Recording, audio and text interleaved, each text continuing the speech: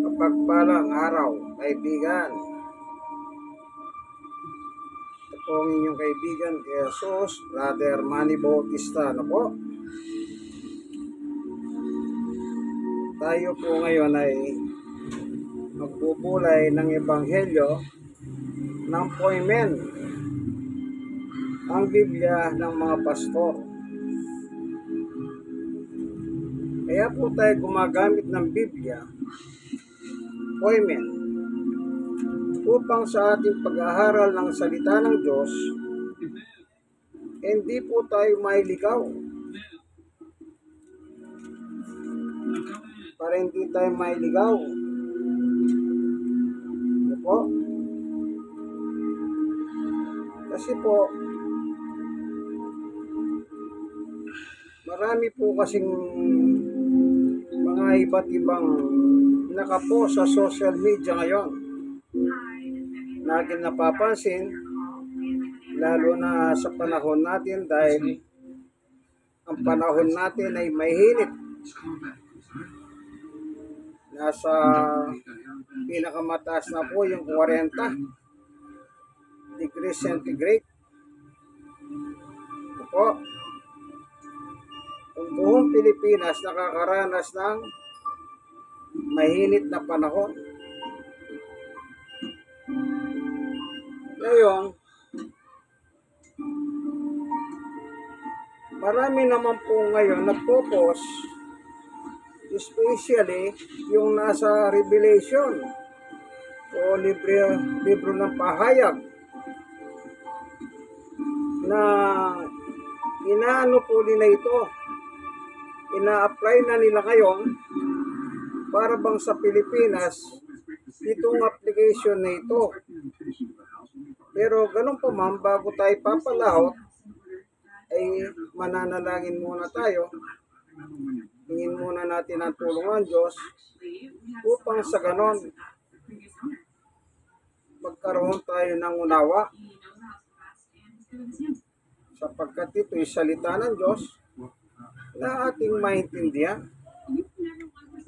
Panginoon Diyos, sa aming Ama na makapangyarihan sa lahat, minsan pa samahan mo po kami sa aming pag-aaral ng iyong Ebanghelyo sa pagkakataon na ito. Buksan mo po ang puso at isip ng mga tao, mga nanonood ng aking munting video, upang paginabangan po namin ang iyong turo at aral ayon sa Poimen Bible o ang Biblia ng mga pastor. Salamat po sa ngalan ng aming Panginoong Yesus. Amen. Ito na naman po ang nabasa ko kanina sa social media o sa Facebook. Yung nasa pahayag 16:8,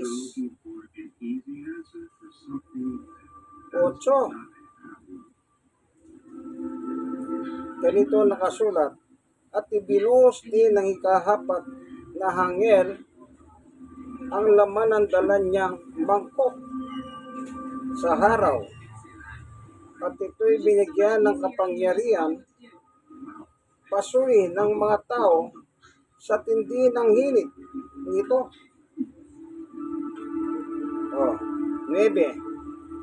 Napaso nga sila, ngunit sa halip na magsisi at talikuran ng kanilang mga kasalanan at magpuri sa Diyos, nilapastahan pa nila ang pangalan ng Diyos na may kapangyarihan magpadala ng ganoong mga salot.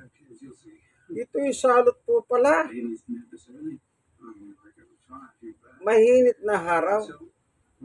Ngayon, dahil mahinit po ang araw sa buong Pilipinas, inaangkop nila ito sa Pilipinas. Kaya yung mga post ang social media, Facebook, post ng mga Pilipino, lumalabas parang sa Pilipinas kayo nitong pula. Kaya sabi ko po doon sa post ko kanina, itong post na ito sa pahayag, ito'y magaganap in the future. Hindi pa ngayon. Unang-una, hindi pa nagaganap ang rapture. Unang-una, hindi pa bumabalik si Jesus. Kasi panahon po ng biyaya ngayon. Ang panahon ngayon ay panahon ng pagliligtas ng Diyos sa pamamagitan ng pangangaral ng Ebanghelyo. Tignan po ninyo ang sabi ng Panginoong Yesus bago siya umakyat ng langit. Kaya masyado naman pong ito yung nagkukot niyan, ipinopost nila, para bang aplikable na sa Pilipinas yan. Kung yung mapapansin, meron pong nakatala talaga rito tingnan nyo. Bagamat ang tinutukoy dito, yung araw, mainit. Anong nakalagay po sa 9? Napaso nga sila.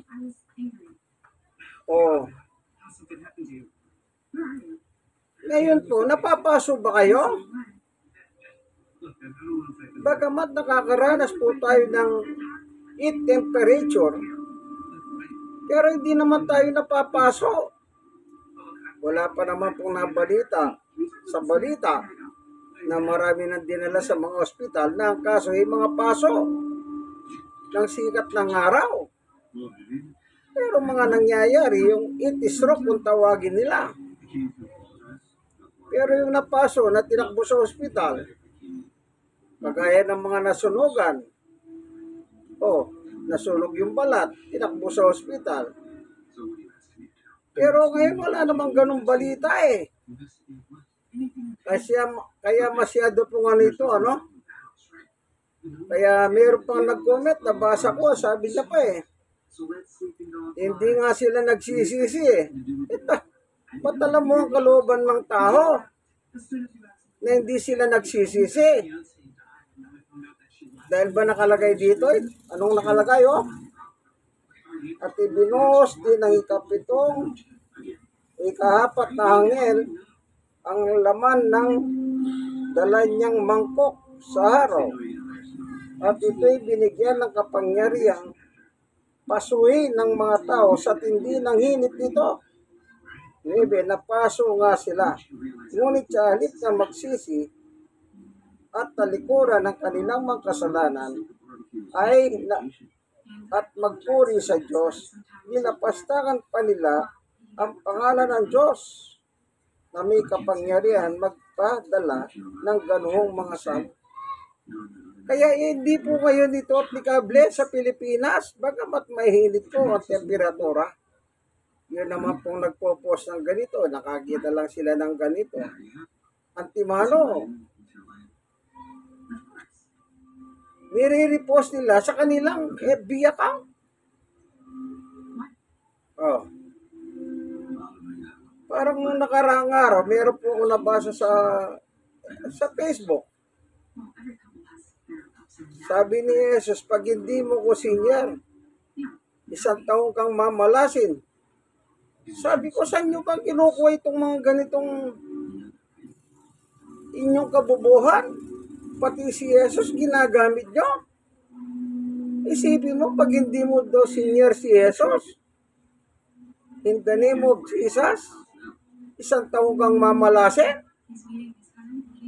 Napaka na po ng tao ngayon, Nakapag-post lang sila. Post ng post, hindi nila inuunawa. Nung nakaraan naman, nabasa naman ako yung post nila. Yung post ni Pedro, salita ni Pedro. Yung salita ni Pedro para sa mga Hudyo. Tayong mga Pilipino tayo, hindi tayo Hudyo. Until tayo. Kaya sabi ko ito sulat ni Pedro para sa mga Hudyo. Kasi Hudyo si Pedro, ang assignment nila, mangaral sa mga Hudyo. Hindi para sa mga Entil. Alam niyo po, sa Biblia, magbasa lang kayo. May 2 karakter, Hudyo at saka Hentil. Pilipino, mga Hentil. Kung minsan po, hindi nila masyadong mahunawa Basta nakakita lang sila ng biblical, ewan ko kung biblical verse ba, kung minsan wala kang chapter and verse eh. Kagaya nung pag hindi may pino si Jesus, isang taong kang mamalasin. Wala naman biblical verse yun eh. Si Jesus nga, wala sinabing mamalasin ka eh. Tapos gagamitin niyo pa si Jesus sa kabubuhan ninyo. Oh. Yan ba'y gawain ni Jesus o gawain ng demonyo katulad nyo?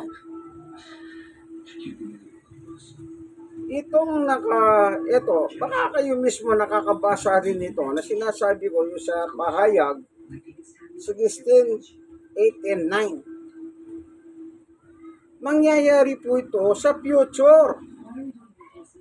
Hindi pa ngayon. Nakadama lang sila ng konting hinit ng panahon eh. Antimano, isinaksak na nila sa utak ng mga tao, ng mga Pilipino, itong Revelation 16, 8, 9. Kahit na hindi aplikable, nakakita lang sila ng init ng araw. O, tatanungin ko po kayo, napapaso ba kayo? Nasusunog bang balat nyo? Hindi pa naman Hallelujah. Panahon ng biyaya ngayon, panahon ng pangangaral.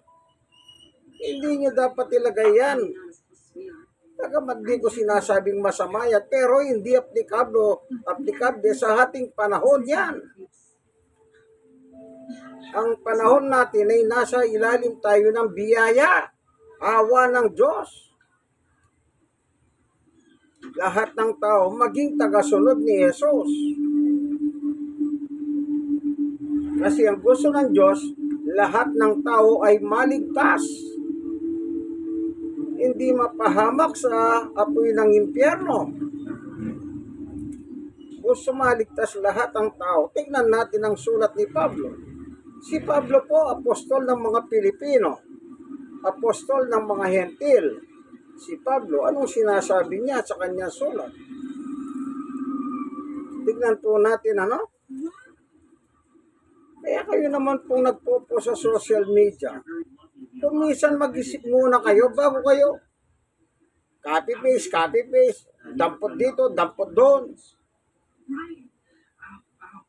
Para lang may post na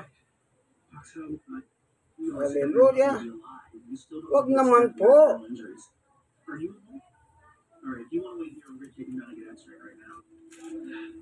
Ito, ano nakalagay dito?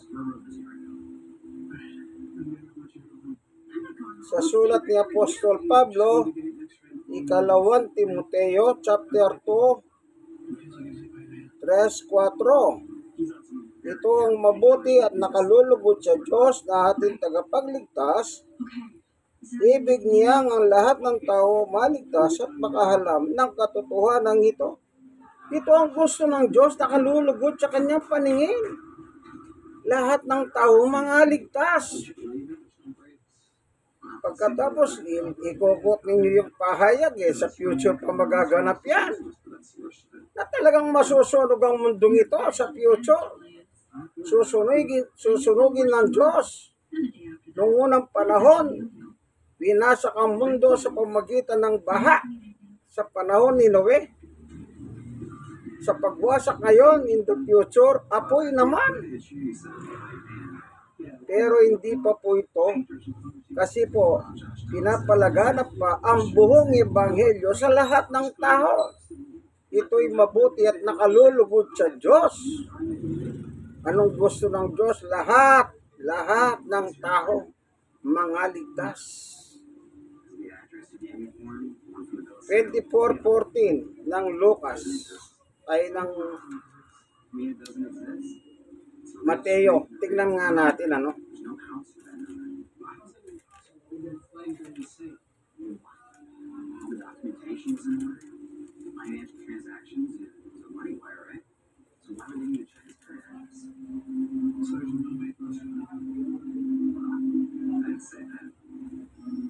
Ipapangaral sa buong sanlibutan ng magandang balitang ito.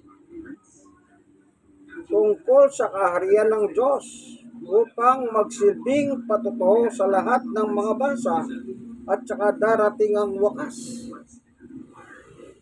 Anong sabi ng Panginoong Yesus sa Mateo 24:14? Ipangaral sa buong sanlibutan. Nasa panahon pa lang po ng pangangaral. Wala pang nangyayaring future. At saka darating ang wakas, sabi ni Jesus. Napakaliwanag po oh. Ulitin natin. Mateo 24:14. Ipangaral sa buong sanlibutan ang magandang balitang ito. Yung magandang balita po na tinutukoy dito, kung si Pedro naman ang ating tatanungin, kung anong ibig sabihin ng mabuting balita. Tignan natin si San Pedro. Sa unang Pedro 1:25, ngunit ang salita ng Panginoon ay mananatili magpakailanman. Ang salitang ito ay ang magandang balitang ipinangangaral sa inyo. Ano daw po yung magandang balita? Salita ng Panginoon na ipinangangaral sa inyo. Kaya sabi ni Jesus, ipangaral sa buong sanlibutan ng magandang balita. Ipapangaral po sa buong sanlibutan, sa buong mundo. Ang alin? Ang salita ng Panginoon o mabuting balita. Ito, tungkol sa kaharian ng Diyos upang magsilbing patotoo sa lahat ng mga bansa at saka darating ang wakas. Sa lahat ng tao po, dapat ipatotoo yan. Bakit po? Yan ang parahan ng pagliligtas ng Diyos sa pamamagitan ng ng pangangaral ng salita ng Panginoon. Di pangaral sa harap ng mga tao.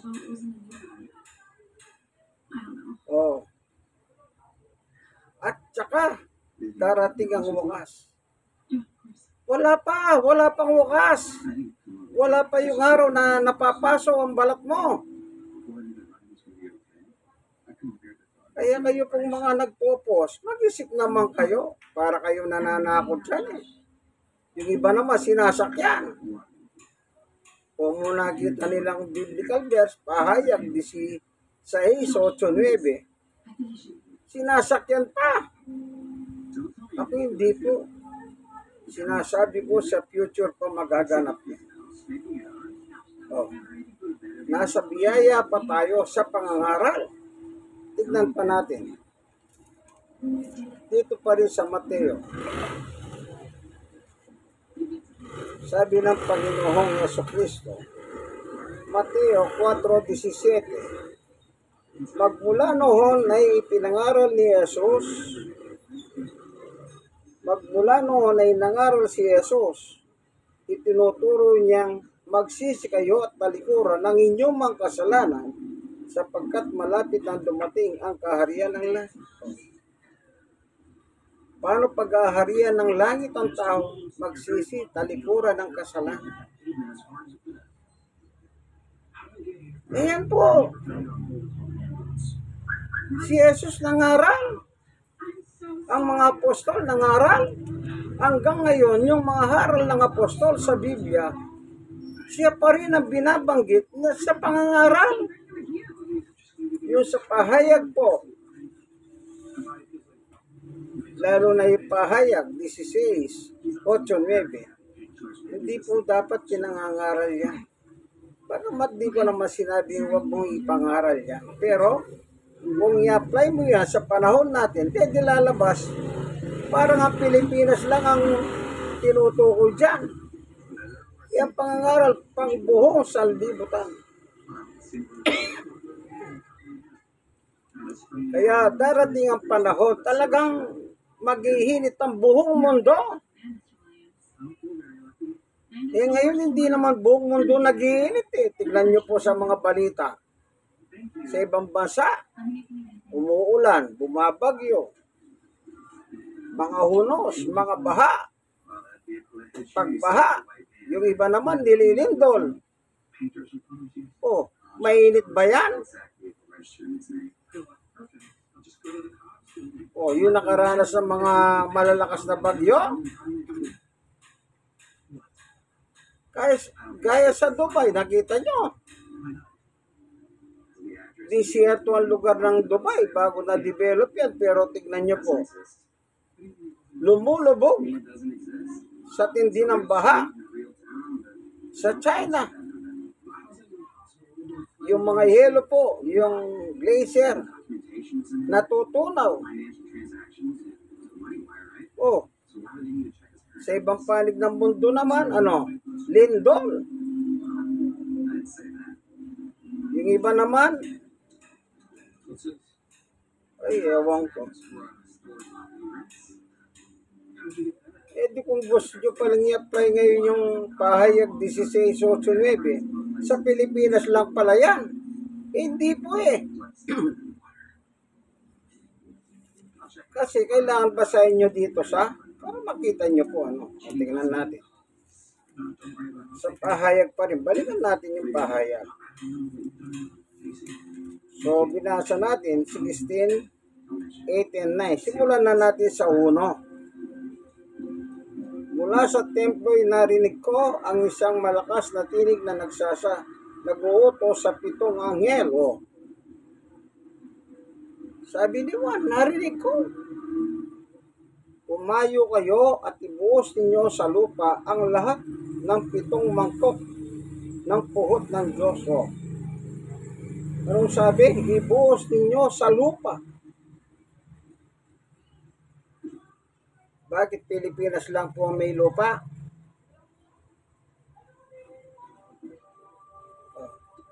Ibig ba sabihin ng ibang bansa walang lupa? Kailangan titignan nyo rin po yun. Ulitin ko. Mula sa templo, narinig ko ang isang malakas na tinig na nag-uutos sa 7 anghel. Umayo kayo at ibuhos ninyo sa lupa ang laman ng 7 mangkok na puhot ng Diyos. Dito puhot ng Diyos. Pero pagdating dito sa verse 9, salot. Parehas lang naman po yan. 2. Kaya tumalis ang unang anghel at ibinuhos sa lupa ang laman ng dala niyang mangkok at nagkaroon ng mahati at makakapandiring pigsa ang mga tahong may tatak ng halimaw at sumamba sa larawan nito. Yung po palang mga sumamba sa larawan ng hayop na nandito sa lupa o kaya sa future talaga. Ngayon, sa panahon na yan, siyempre, ewan ko sa inyo. Tres, ibinuhos ng ikalawang mangkok ang laman ng kanyang mangkok sa dagat. Ang tubig nito ay naging parang dugo ng patay na tao at namatay ang lahat ng nilikha may buhay na nasa dagat. So, kita nyo po. Alin dagat po dyan ang nagkulay dugo? Wala pa naman eh. Bago dumating yung verse 18:9, ito muna. Yung dagat magiging pula. Na parang dugo ng patay na tao.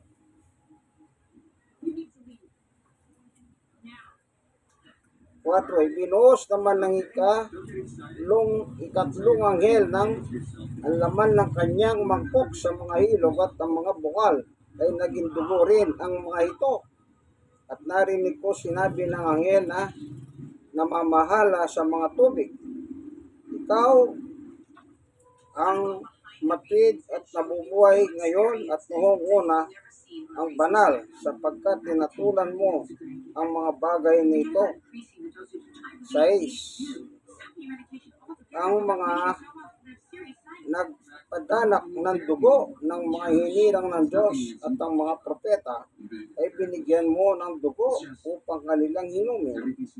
Yan ang nararapat sa kanila. 7. At narinig ko isang tinig mula sa dambana nagsasabi, Panginoon Diyos na makapangyarihan sa lahat, taglay, talagang matwid at tama ang mga hatol mo.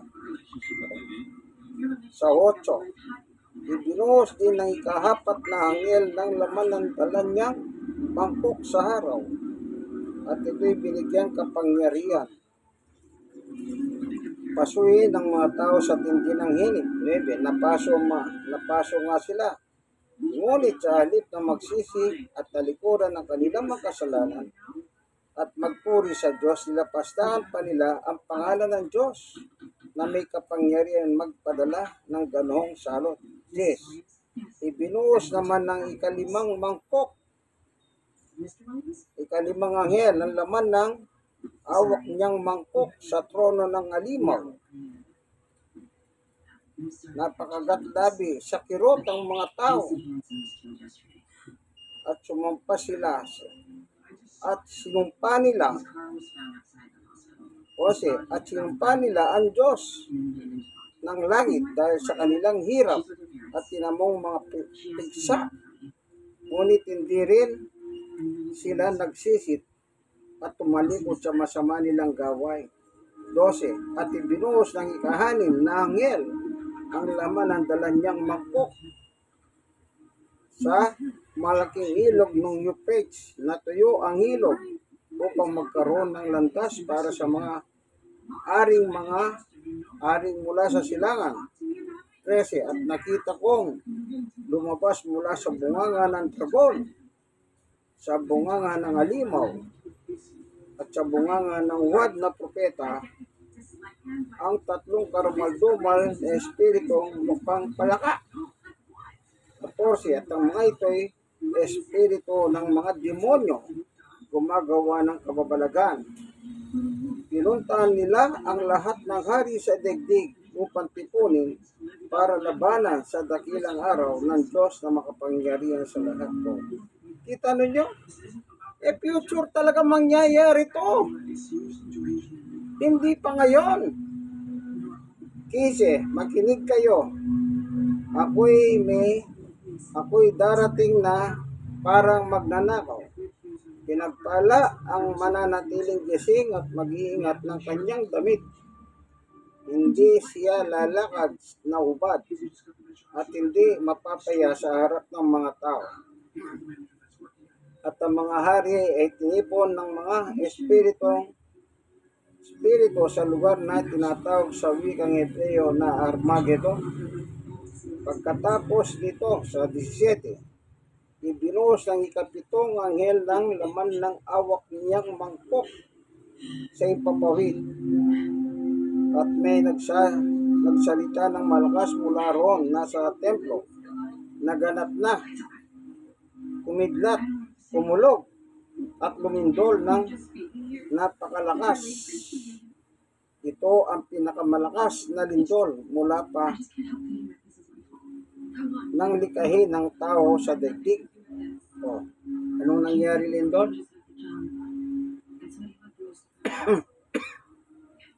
May mga lindol ngayon pero hindi pa buong daigdig. Nahati ang tatlong bahagi ng malaking lungsod at nawasak ang lahat ng lungsod sa buong daigdig. Hindi nga nakaligtas sa parusa ng Diyos ang tanyag na Babylonia. Pinainom siya ng Diyos ng halak mula sa kapa ng kanyang matinding puhot. 20. Umalis ang lahat ng mga pulo, nawala ang lahat ng mga bundok. 21. Umulan ng malalaking batong yelo na tumitimbang ang halos 50 kilo, 50 kilos. Yelo. Kanyang kabibigat, umulan ng 50 kilos na yelo. kilo bawat isa at nabagsakan ng mga tao at nilapastahan pa ng tao ang Diyos dahil sa nakakapangilabot na salot na ito. Na iyon. Yun. Ito, future pa lang. Sinasabi ko po. Sa future. Hindi pa ngayon. Nasa biyaya po tayo ngayon. Pagliligtas ng Diyos. Kaya yung narinig na binasa ninyo, binasa natin buho. Yung Revelation o Pahayag 16. Kinumpleto na natin. Yun ang mangyayari in the future. Bagamat maganda rin yun. Kung makaisip ka, mainit nga pa, di magsisi ka na. Okay lang. At least, meron ka ng ano. Pero, wag nyo pong akalain ngayon yan. Sa future pa yan. Ngayon, nasa biyaya tayo ngayon, araw ng pagliligtas ng Diyos. Amen. Salamat po, Panginoon Diyos, sa katotohanan nireveal mo po sa amin sa pagkakataon na ito. Buksan mo po ang puso at isip ng mga tao na nanonood ng video nito. Nawa, maging gabay sa kanila ito, O Diyos. Buksan mo po ang kanilang pangunawa. Pagkalain mo po ang bawat isa, kung sila man po may mga saring-saring kabigatan sa buhay, iyong paghahanin. At kung meron naman po mga iba't ibang klaseng sakit, iyong pagalingan. Maraming salamat po sa iyo, O Diyos, sa ngalan ni Jesus. Amen. Kaibigan, like, share, and subscribe now na. Mag-subscribe naman po kayo. Kayong mga nasisiran, mag-subscribe po kayo. Ang ating pong kahilingan, mag-subscribe kayo. Yun lang po. Share nang i-share sa iba. Malay ninyo. Pagindahan po kayo ng kanilang pagliwanag ng kanilang isip dahil po sa video ito. Yan dito na lamang po. Ito po inyong kaibigan kay Jesus, Brother Manny Bautista. Ang tawag ko po rito, Home Bible Study. Nasa loob po ako ng aming tahanan upang mag-video at i-share sa inyo. God bless us all.